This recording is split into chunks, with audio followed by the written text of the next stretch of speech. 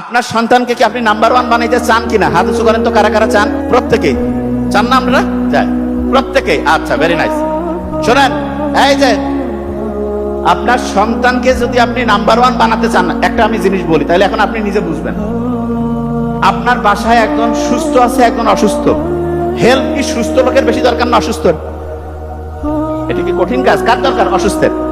একজন নাম্বার পাইছে 80 আর একজন 40। পড়াশোনায় অসুস্থ কে? 40। এরা ভালো উত্তর দিচ্ছে, ভেরি নাইস। 40 হচ্ছে অসুস্থ। তাইলে সেবা শুশ্রূষা কি 80-র বেশি দরকার না 40-এর?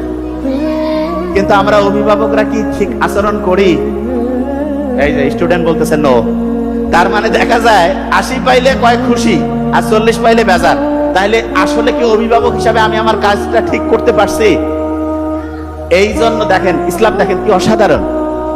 ছোট্ট শিশু নাম্বার কম পাইছে, তাকে উৎসাহ কি কম দেওয়া উচিত না বেশি? আচ্ছা, একজন খুব স্বাস্থ্যবান আর একজন রোগা শোগা, কাকে বেশি পুষ্টিকর খাবার দিব? যে রোগা শোগা। তাহলে যে নাম্বার কম পাইছে তাকে কি বেশি উৎসাহ দিতে হবে না কম? বেশি উৎসাহ দিতে হবে। বেশি উৎসাহ যদি দিতে চাই, তাহলে তাকে উৎসাহ দেওয়ার জন্য তাকে 1 নাম্বার বুদ্ধি হচ্ছে তার প্রশংসা করা। কি করা?